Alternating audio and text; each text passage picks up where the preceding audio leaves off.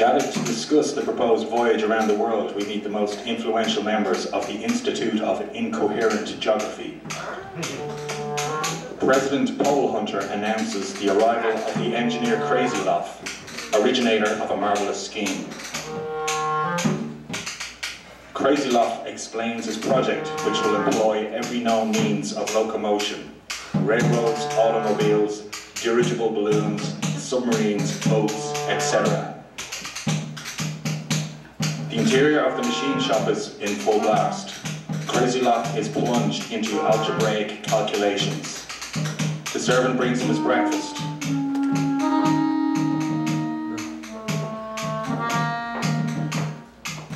But Crazy-Loff is exasperated by his insistence.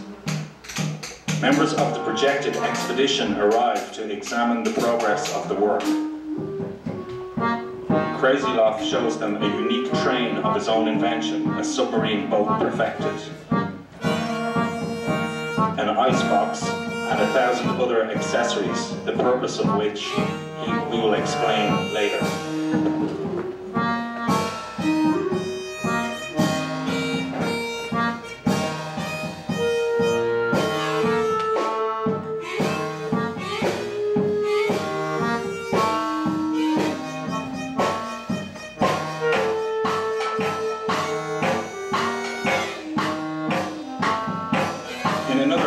Shop, Crazy-Loff shows them the casting of a colossal piece of machinery.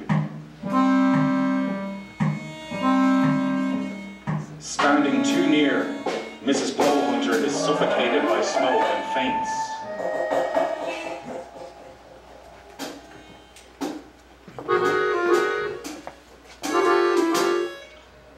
Somebody calls for water. The lady comes to her senses, wet and angry.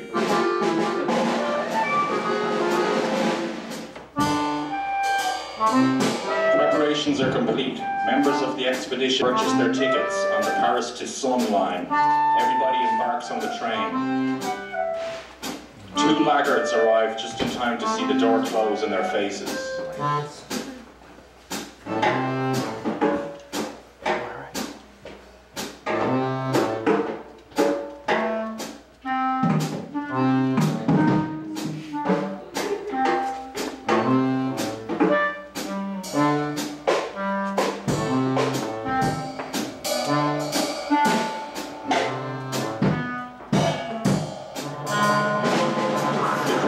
Expedition Special traverses the Swiss landscape, complete with 2 dirigible balloons, an automobile, an icebox, a submarine, and a carload of passengers.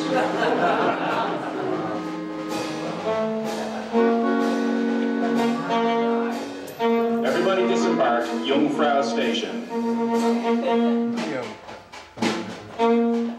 The inhabitants of the country await the coming of the Geographical Society, whose sensational arrival has been heralded.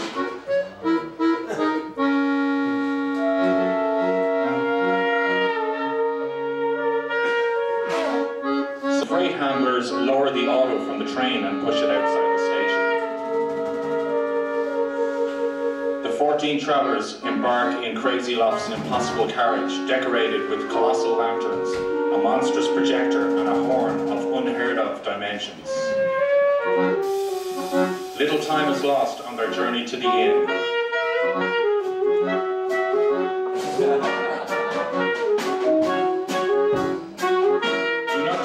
Says the chauffeur, we are only passing through. Crazy-Loff increases the pressure and darts on at 300 miles an hour. The carriage leaps over valleys and mountains.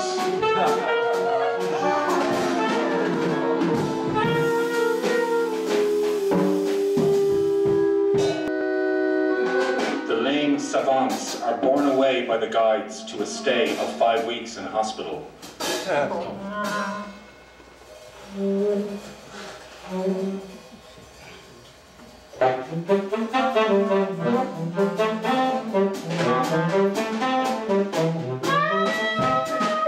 Cured, but not demoralized, they ask only to continue with their journey.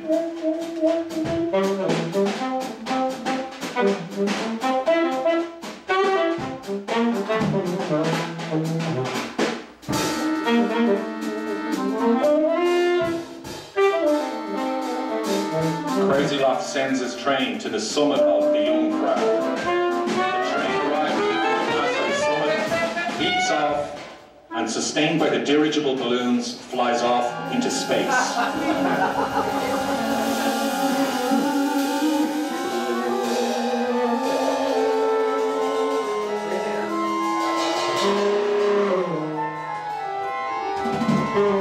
Dawn appears. The clouds scatter themselves little by little. The sun rises, the rays brighten, and the heavenly body slowly appears.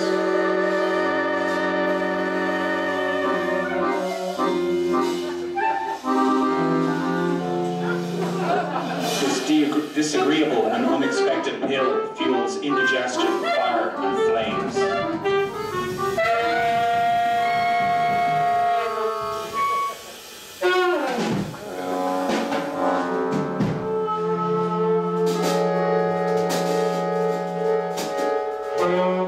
The savants crawl out from under the heap, and after having been counted, recognize with joy that in spite of their unheard of adventure, nobody has been hurt.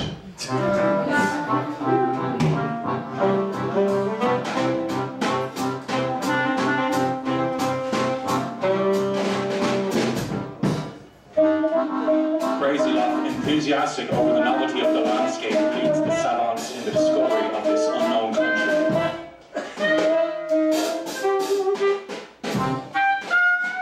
Suddenly, the warmth of the rising sun becomes intolerably hot.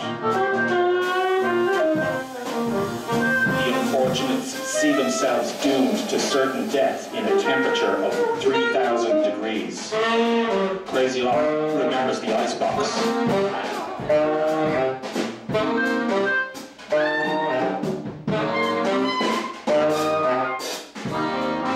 Crazy Love, ready to collapse, has remained the last, and he is only willing to go in when he sees that all are out of danger.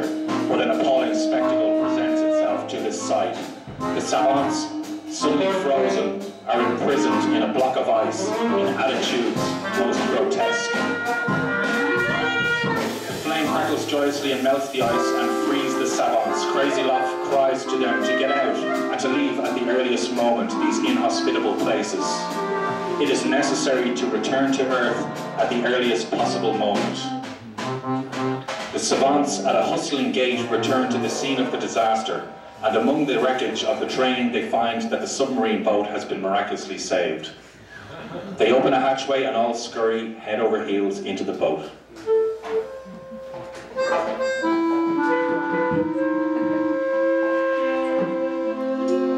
The steam escapes. Crazy Love has out of the helix in motion. The ladder, striking the air, makes roll to the edge of the sun the car which supports the boat. The car thumps up against a rock and stops short by virtue of the principle of inertia, and the boat hurls forward, continues its motion, leaves the car, slips upon a rock, and falls into the vast waste of space.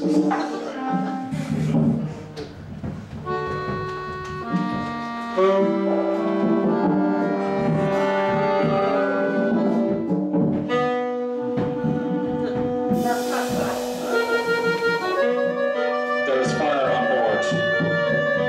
The savants make superhuman efforts to put out the fire with buckets of water.